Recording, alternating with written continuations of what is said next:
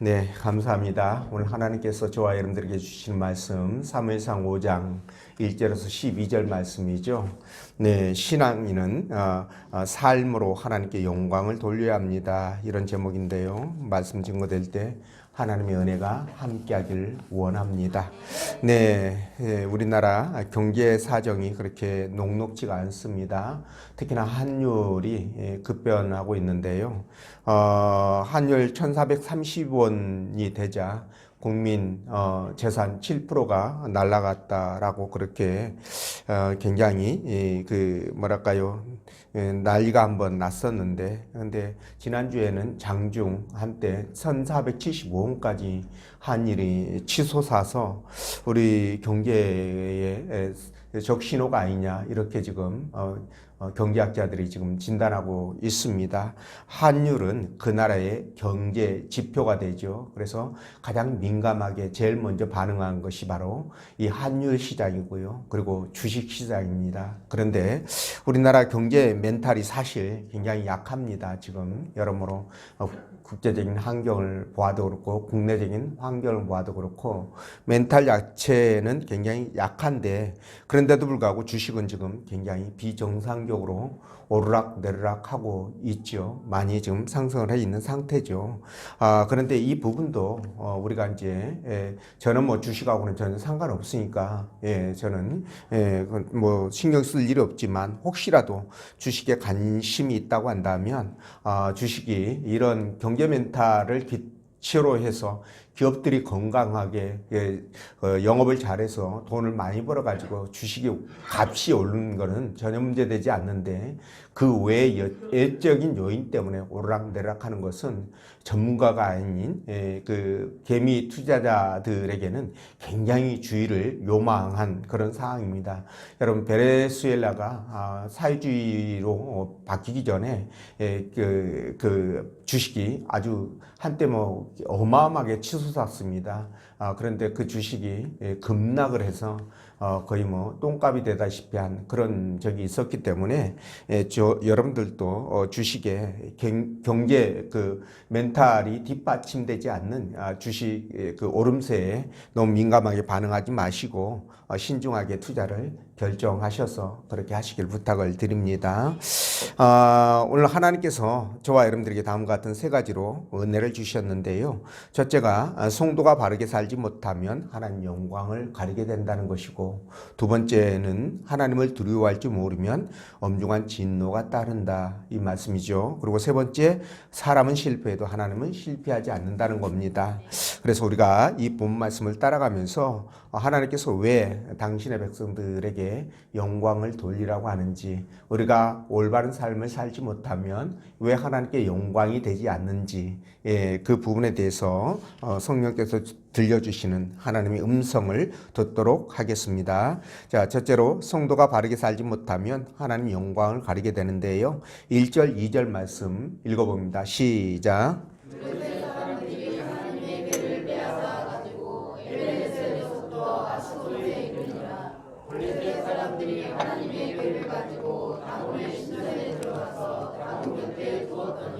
아멘. 자, 블레셋 사람들은 이스라엘의 수중에 있었던 하나님의 언약궤를 빼앗아서 자기네들이 섬기는 다곤 신당에 두죠. 자, 이는 블레셋 사람들의 의도적인 행동인데요. 그 이유가 이번에 그 전쟁에서 이긴 것은 자신들의 신 다곤이 이긴 것으로 그렇게 단정하고 하나님의 언약궤를 다곤에게 바친 것입니다. 근데 이런 행동은 이스라엘의 하나님 여호와는 그들에게 아무것도 아니고 허수아비와 같다라는 그런 경멸의 의미가 있고요. 경멸의 뜻이 담겨 있고, 또 하나는 다곤에게 그러니까 다곤 신이 여호와를 이기게 했다라고 해서 찬양의 의미도 거기에 담겨 있다라고 보시면 됩니다. 그래서 그들은 그만큼 뭡니까? 이번 승리를 중요하게 생각했고, 그래서 그 승리의 도취에서 축배를 마셨던 것입니다. 그러나 여러분, 하나님의 언약궤가 블레셋에 빼앗긴 것은 여러분, 하나님의 능력이 부족하거나 또는 블레셋의 우상이었던 다곤의 능력이 하나님을 압도해서 그런 일들이 벌어진 것 절대 아닙니다. 자, 그렇다면 하나님은 왜 당신의 상징물인 이 그 언약궤를 블레셋에게 빼앗겨서 조롱거리가 되게 하셨을까라는 건데요. 그건 이유가 있습니다. 그 뭐냐면 이스라엘 백성들이 하나님을 만홀히 여기고요. 그리고 하나님을 떠나서 우상을 섬기는 저들의 행태에 대해서 참지 못하시고 일부러 전쟁에 참패하게 하신 겁니다. 일부러 조져서 포로가 되신 거죠, 스스로. 근데 이와 같은 그 말씀은 사실입니다. 왜 그러냐면 당시 하나님께 선택받은 선민이라고 하는 이 이스라엘 백성들은요, 하나님 말씀에 따라 믿음으로 살아야 되잖아요. 순종하면서. 그럼에도 불구하고 저들은 뭐 전혀 그렇지 않았습니다. 그냥 제각각 자기 소견에 옳은 대로 성경은 이렇게 표현하고 있는데 우리말로 말하면 이거죠. 지네들 멋대로, 지네들 마음대로 살았다. 이렇게 했던 겁니다. 그러니까 하나님을 얼마나 무시했으면 엘리의 두 제사장이 하나님 앞에 백성들이 제사를 지낼 때 그 제물을 중간에서 갈취를 하지를 않나. 또 여러분 성전에서 수종드는 여인들과 동침을 하지 않나. 이런 정말 있을 수 없는 일들을 저질렀는데 이거야말로 하나님을 그야말로 개무시하지 않고서야 할 수 없는 일들 아니겠습니까? 자, 이렇게 백성들은 물론이거니와 제사장까지 쌍으로 이렇게 타락을 한 이스라엘에게는 더 이상 희망이 없었던 것입니다. 하나님은 그런 저들에게 혹독한 징계를 선포했죠. 그럼에도 불구하고 저들이 이걸 알아듣고 깨닫고 돌아와야 되잖아요. 그런데 그들이 진짜 몰라서 그랬는지 아니면 알면서도 하나님의 존재를 의심하거나 아니면 그 능력을 무시하거나 그래서 그랬는지 모르지만 자신들의 죄를 회개하기는커녕 어떻게 했습니까? 이번에는 하나님의 언약궤까지 전쟁 최전방에 동원을 시켜서 하나님 앞에 싸우라고 당신의 능력을 한번 이겨보세요. 이렇게 배치를 했던 것이죠. 자, 그래서 하나님은 이스라엘을 심판하기 위해서 이 전쟁에 저들을 대참패하게 만들어야 되겠다라고 생각하시고 그렇게 하신 겁니다. 자, 그래서 이스라엘은 이런 하나님의 의도를 깨닫고요. 7장에 가면 이 사무엘의 주도하에 미스바에서 대성회를 개최하죠. 그래서 거기에서 하나님 앞에 회개하면서 여호와 신앙을 회복하여 바알과 아스타라 같은 우상들을 제하고 그들이 오직 하나님만 섬기겠다라고 다짐하는 그런 일들이 있었습니다.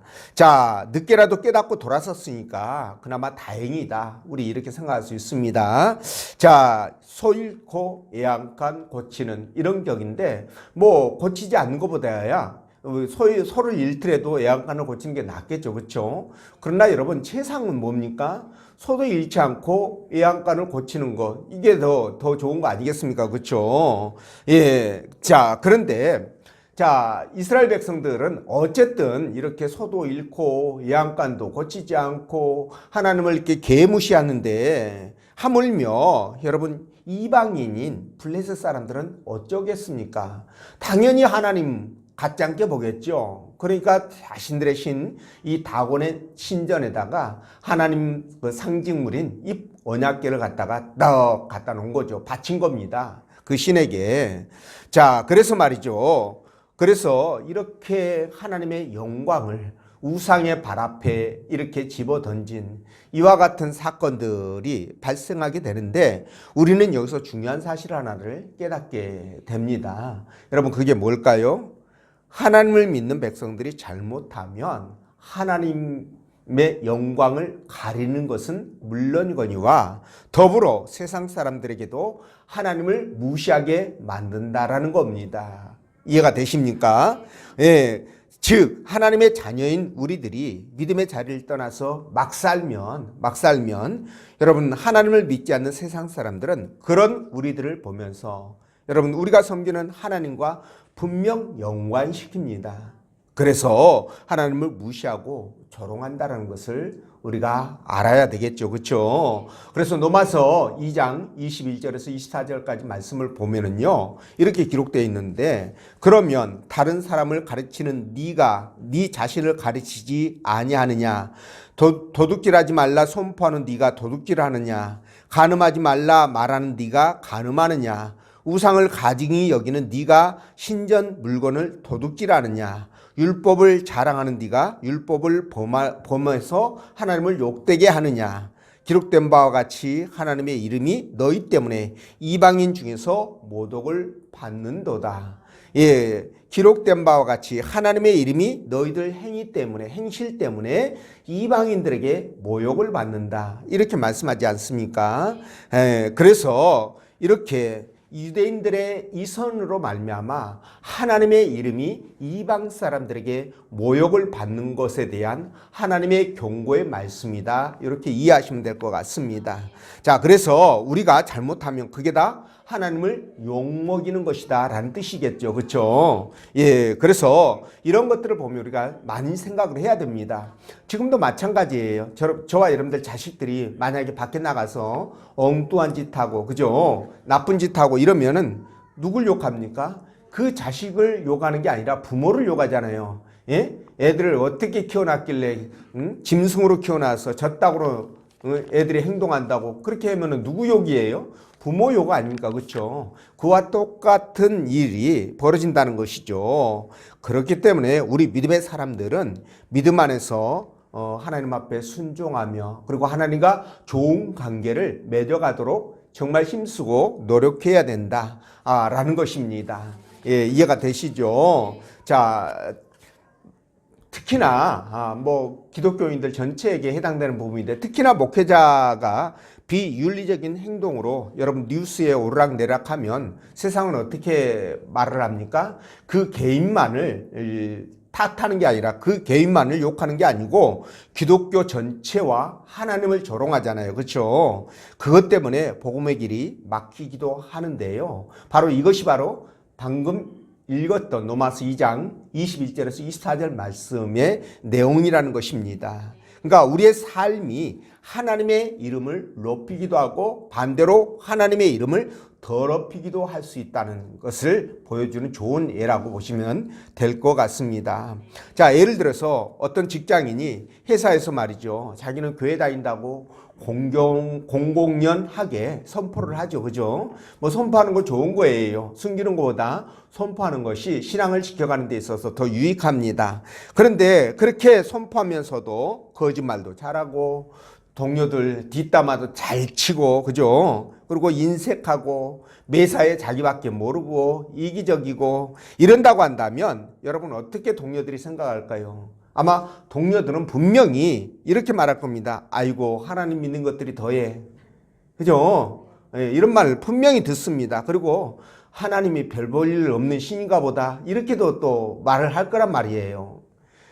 그러니까, 이렇게 하나님을 조롱을 하는데, 그렇기 때문에 조심해야 돼요. 또 우리가 자녀들에게도 또 이렇게 훈육을 하지 않습니까? 그때 자녀들에게 신앙생활 잘해라, 이렇게 이제 권면을 하는데 정작 보이는 자녀들 앞에서 불신자처럼 행동을 해버린다면 자녀들이 볼 때 어떻게 생각하겠습니까? 아이고, 하나님이 없나 봐. 우리 부모를 보니까 하나님이 안 계셔. 이렇게 딱 진단하면 어떻게 될까요? 어릴 때는 부모의 강압에 의해서 교회를 출석할지 모르지만 나이를 먹고 지 생각이 주장이 강해지면 어떻게 됩니까? 교회 안 다니죠.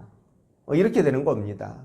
그렇게 되면 결과적으로 뭐예요? 하나님께 영광을 돌리는 것이 아니라 하나님의 영광을 가리는 그런 결과가 되는 거예요. 그래서 우리는 세상 사람들에게 먼저 그들에게 하나님께 그 영광을 돌릴 수 있도록 신앙인으로서의 참된 그런 모습들을 보여주는 것도 중요하지만 그보다 먼저는 내 자녀들에게 보여줘야 된다는 겁니다. 근데 내 자녀는 함께 숙식을 하다 보니까 적나라하게 내 모습이 드러나잖아요. 그래서 자녀들을 정말 이렇게 훈육하기가 어려운 부분이 있습니다. 가장을 못하니까, 거짓을 못하니까. 그걸 알고 우리가 정말 신앙인으로서 자녀들에게 본보기의 삶이 돼야 된다는 거예요. 예, 이것에 실패하면 신앙도 실패한 것이다라고 보시면 되겠습니다. 예, 그래서 우리가 잘해야 되는데, 자, 여러분, 우리는요, 하나님께서 이 땅에 파송한 하나님 나라의 정권대사예요. 예, 굉장히 끝발세겠죠, 그렇죠? 예, 끝발세입니다. 정권대사니까 우리는 말이죠, 내 모습 하나하나를 통해서 하나님께 영광을 돌릴 수도 있고, 아까 말씀드린 대로 반대로 끌어내릴 수도 있는 거예요. 그래서 저와 여러분들이 정말 세상 사람들 앞에서 하나님의 대리대사, 정권대사처럼 정말 잘 해야 된다는 거죠. 그래서 로마서 5장 16절 보면 이렇게 말씀하십니다. 이같이 너희 빛이 사람 앞에 비치게 하여 그들로 너희 착한 행실을 보고 하늘에 계신 너희 아버지께 영광을 돌리게 하라. 세상 사람들이 너희의 착한 행실을 보면서 하나님께 영광을 돌린다는 거예요. 반대로 나의 악한 행실을 보면서 그들이 하나님을 어떻게 한다? 조롱한다는 겁니다. 영광커녕. 이런 일들을 지금 주님은 아시고 미리 지금 말씀을 하시는 거죠.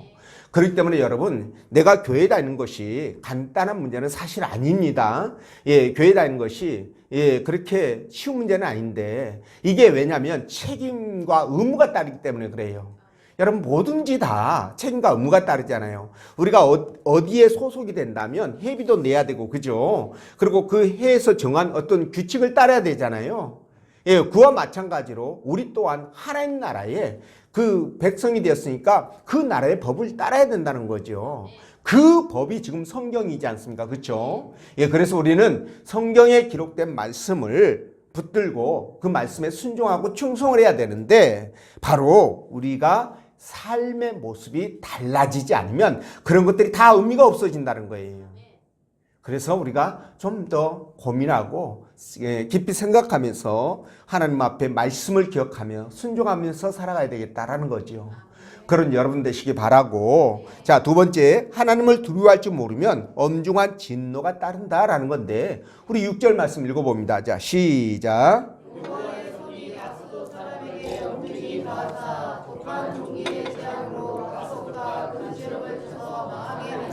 아멘. 자, 블레셋 사람들이 전쟁에서 획득한 이 법궤를 그들의 신전에 모셔두었죠. 놀라운 일이 벌어집니다. 첫날은 다곤이 법궤 앞에 쓰러져 있었어요. 코 박고 쓰러져 있었어요. 그것도. 그런데 이튿날 보니까 다곤의 두 손과 목이 잘리고 몸통이 따로따로 뒹구는, 그래서 그 문지방에 이게 뒹굴고 있는 이런 모습들이, 이런 일들이 일어났습니다. 자, 이렇게 되면 이제 블레셋 사람들이 그것을 보면서 깨달아야 되죠. 예, 아니 도대체 이게 어떻게 된 일이야? 아니 이게 처음에는 그러려니 하고 그랬는데 두 번째는 더 심하게 이렇게 돼버렸으니, 이게 이 법궤에 무슨 하나님께서 능력을 행하셨나? 다곤을 쓰러뜨렸나? 뭐가 진짜 신인가? 이런 것들을 고민하면서 그들이 접근해야 되는 게 맞습니다. 그런데 그들은 이 법궤 그 다곤 신상이 완전히 박살이 나가지고 그 문지방에 뒹구는 이런 모습을 보면서 차마 그들이 그 다곤 신상이 뒹구는 그 문지방을 밟지 않고 지나다녔다라고 얘기하잖아요, 성경은. 그죠? 그러니까 다곤은 그렇게 존중히 여기고 두려워하면서 그 일을 행하신 하나님은 어떻게 된 거예요? 지금 개무시를 하고 있다는 거죠. 그죠? 이건 있을 수 없는 것입니다.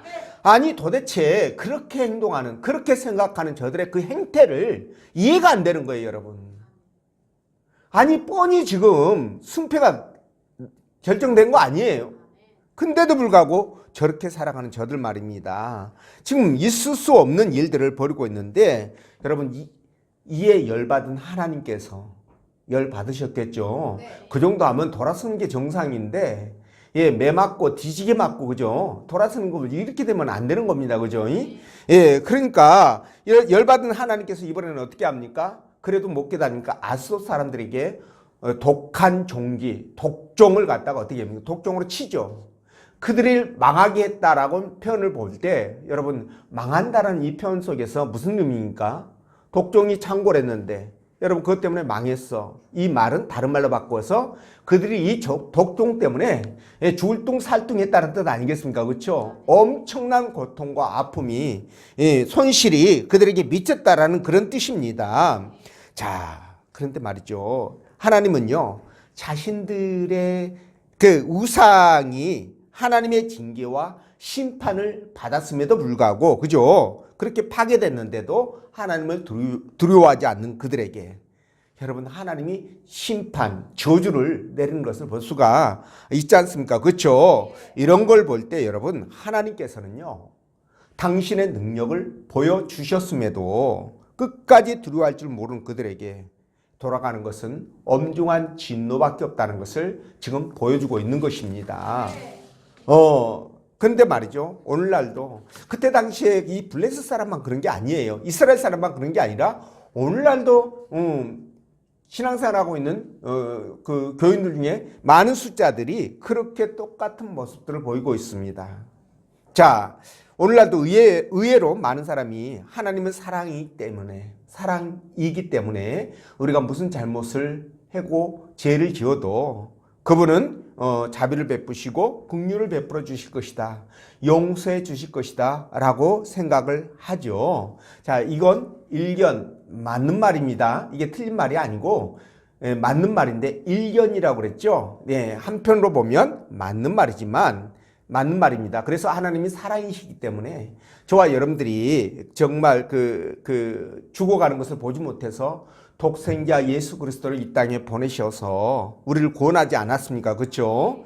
그러나 여러분 이렇게 해서 구원받은 백성들은요. 하나님의 자녀로 이 땅을 살아가야 되는데 그렇게 살아갈 때 하나님이 무조건 사랑하시는 것이 아니에요.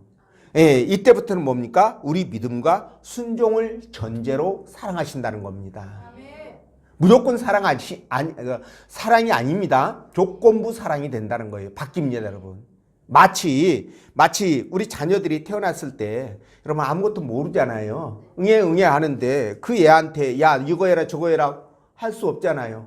걔가 울면은 왜 우는지 살펴서 울지 않도록 보살피고 이렇게 해준단 말이에요.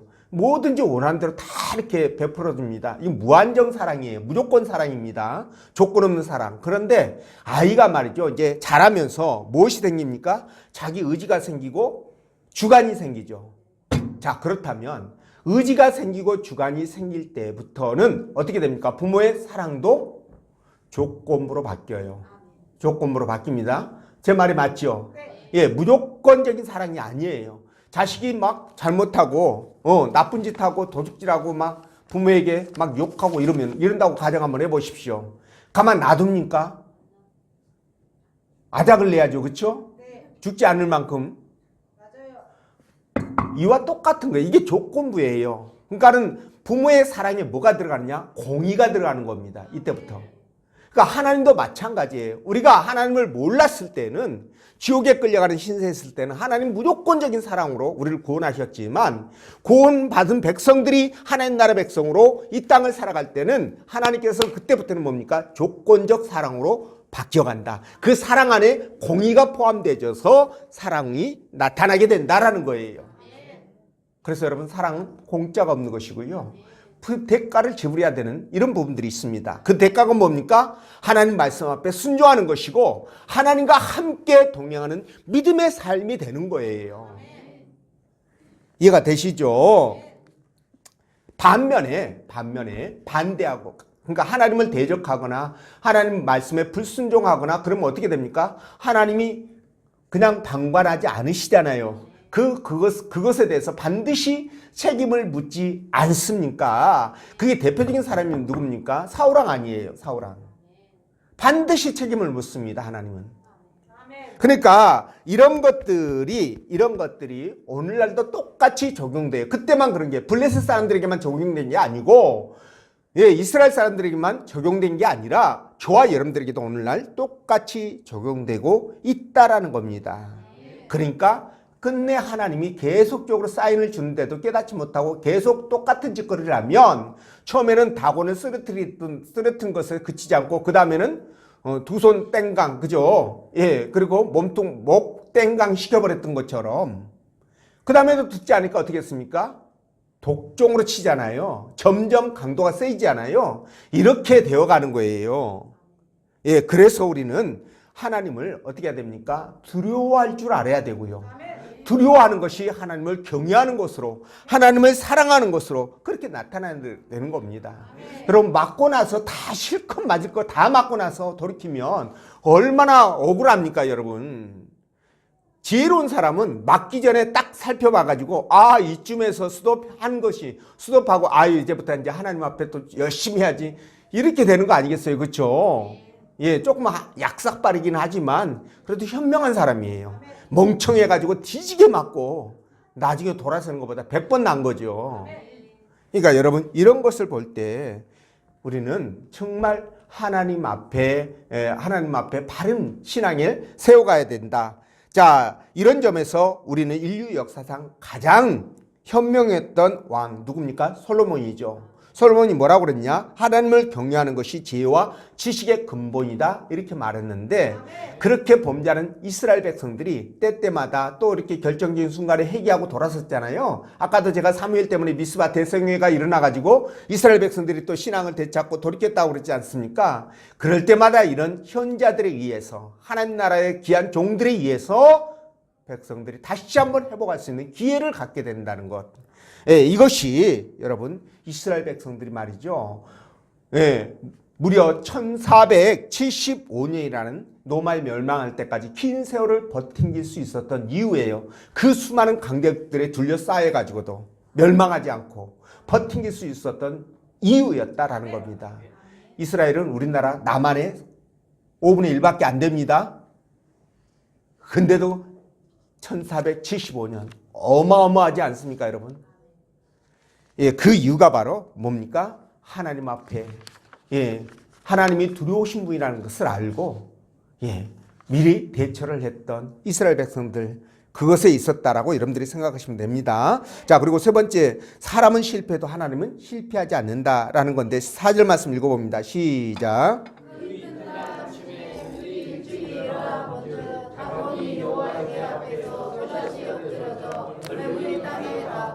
그 머리와 두 손목은 끊어져 문지방에 있고 다곤의 몽둥이만 남았더라. 아멘. 자, 여러분, 지금 뭡니까? 여호와의 개가 다곤 신당에 있었는데 바쳐진 거예요. 다곤에게 바쳐진 거예요. 지금 완전히 반전이 일어난 겁니다. 다곤이 지금 뭐예요? 속된 말로 아작이 났죠. 그렇죠? 그래서 뒹굴고 문지방에 뒹굴고 있는데, 여러분, 이것이 무엇을 말해주는 걸까요?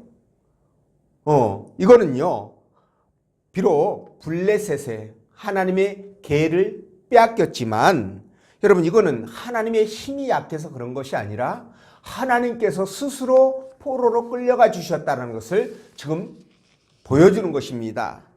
여러분도 그렇게 생각해야 되죠. 생각하시겠죠. 그렇죠? 근데 여러분, 이거를 블레셋이 깨달았다면 그들이 독종은 맞지 않았을 거예요. 그렇죠? 예, 근데 깨닫지 못하니까 이걸 맞았는데, 아마 그들은 이거를 말이죠, 알았어도 이거 인정을 하기는 싫었을 거예요. 자기네 신이 이스라엘의 신보다 약하다는 것을 인정하기 싫었을 것입니다. 그래서 다곤에게 어떤 일도 없었던 것처럼 그냥 이렇게 세워놓고 그랬는데, 여러분, 다곤이 이렇게 개박살 나잖아요. 그 다음날. 근데 저는 세 번째도 말이죠, 이 블레셋 사람들이 이 다곤 신상을 맞춰가지고 어떻게든지 이렇게 맞춰서 뭐 땜빵을 하든 어쨌든 세워놨다고 한다면 다다음 날은 어떻게 됐을까 생각을 해봤는데, 아마도 하나님이 이 다곤 신상을 가루로 만드시지 않았을까, 세우지 못하도록 아예 가루로 만들어놔가지고 이게 놔두지 않았을까, 이런 생각을 해보게 됩니다. 예, 그렇지 않습니까, 여러분? 그러니까 이거는 뭐예요? 하나님께서 약해서가 포로로 된 게 아니고 하나님이 포로가 되어주신 것이다라는 것을 극명하게 보여주는 것 아니겠습니까? 자, 여러분, 그래서 정말 어떤 일들이 벌어지잖아요. 그러면 여러분들이 그 일들 가운데서 하나님의 뜻을 분별하셔야 돼요. 그리고 깨닫고 하나님께서 나에게 뭘 원하시는지 이걸 바르게 알고 대처를 할 수 있어야 됩니다. 이거 모르고 그냥 아무런 생각 없이 느낌 없이 있다 보면 또 당하게 되죠. 그렇죠? 예, 그렇게 되는 겁니다. 그래서 사람들이 실패하는 데는 그만한 이유가 있는 거예요. 예, 한 번 실패는 실패입니다. 예, 두 번 실패는 뭘까요? 두 번 실패도 실패죠. 근데 세 번 가면은 이건 내 잘못이라고 봐야죠. 그렇죠? 예, 그렇게 우리가 생각을 해야 되는데 여러분 저들은요 하나님의 살아계심과 그분의 능력을 인정하지 않았습니다.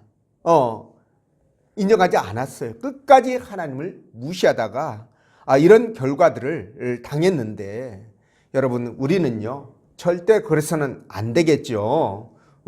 절대 그래서는 그런 일들을 반복해서는 안 됩니다. 근데 우리는요 사실 사람이다 보니까 사람은 불완전하잖아요. 사람이 만물의 영장이기는 하지만 하나님과 비교하면 너무나 불완전한 그런 존재들입니다. 그런데 반면에 하나님은 어떻습니까? 하나님은 완벽하신 분이시잖아요. 근데 사람은 그래서 실수하고 실패하지만 하나님은 절대로 실수나 실패를 하지 않습니다. 왜냐하면 하나님께서는요, 당신이 직접 이 세상 역사와 그리고 각 개개인의 인생사를 주관하시잖아요. 그분이 계획하시고 섭리해 가시잖아요. 그러니까 섭리하시고 계획하신 대로 세상 일들이 이루어지는데 거기에 무슨 실패가 있고 실수가 있겠습니까? 그러니까 여러분 우리는 하나님이 하시는 일을 100% 믿을 수 있는 거예요. 그런 걸 보면. 근데 우리가 믿지 못하고 내 생각과 마음대로 행한다? 이거는요 실패를 바탕에 깔고 있는 겁니다. 지금 실패를 바탕에 깔고 있는 거예요. 그래서 우리는 어떤 경우에서도 하나님을 절대적으로 믿고 신뢰해야 된다라는 겁니다. 그래서 신실한 신앙인들은요 이 블레셋 사람들이 법궤를 끌고 갔잖아요.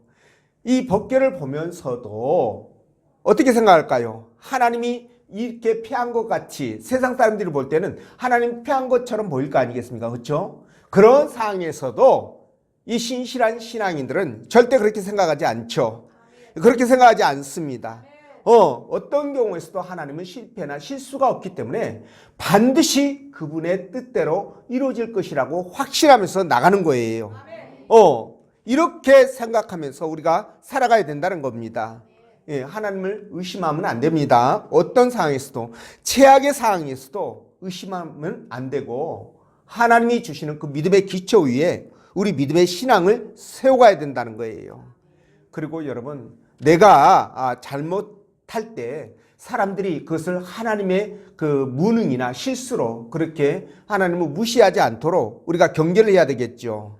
그래서 또 우리가 죄가 있다면 내 죄 때문에 어떤 일들을 만나게 되었다고 한다면 하나님 앞에 모든 것을 맡기고요. 회개하면서 그 상황을 반전시켜 주실 때까지 우리가 겸손하게 기다리셔야 됩니다. 자, 그래서 창세기 50장 20절 보면 이런 말씀을 하시는데 당신들은 나를 해하려고 하였으나 하나님은 그것을 선으로 바꾸사 오늘과 같은 많은 백성의 생명을 구원하게 하시려 하셨나니 이렇게 말씀하거든요. 자, 이 말씀은 요셉이 그의 형들에게 했던 말이에요. 그러니까 당신들은 나를 죽이려고 했지만 하나님은 나를 살리셔서 이렇게 당신들을 구원하게 했다 이 말씀입니다. 하나님의 뜻이잖아요. 그러니까 그때 당시 이 요셉만 딱 봤을 때는 여러분 정말 세상이 비관적이잖아요. 하나님이 있느냐 없느냐 그런 얘기 할 수 있습니다. 그렇지만 결과적으로 봤을 때 하나님이 이기신 거잖아요. 실수가 없고 실패가 없었다는 것을 증명하신 거죠. 그렇죠? 예, 그렇습니다. 여러분 코리텐 붐이라는 여자분이 계셨는데 이분이 네덜란드 사람입니다. 근데 이분이 그 유대인들을 숨겨주었다가 나치에 적발이 되죠. 발각이 됩니다. 그래서 여성 전용 여자들만 수감되는 그런 그 수용소에 갇히게 되는데요. 이분은 그 죽음의 공포 속에서도 이렇게 몰래 이렇게 숨겨왔던 성경책이 있잖아요.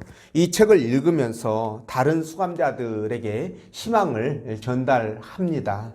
자, 그런데 너무 말도 안 되는 일이 일어나게 되는데요. 이 코리가 신앙으로 그렇게 사람들을 세우고 자기 신앙을 이렇게 그 든든하게 이렇게 세워가는 그런 과정 속에 언니 베치라는 이름을 가진 언니가 수용소에서 죽임을 당하게 되죠. 그런데 이때도 그 어떤 어둠보다도 하나님의 사랑이 깊다라는 말로 그녀의 신앙을 이렇게 표현을 하죠. 그러니까는 그 수용소에 갇혀 있는 많은 사람들이 이 코리라는 여성을 이제 하나님 나라의 그 신실한 신앙인으로 그렇게 인정을 하는 그런 상황이었었어요.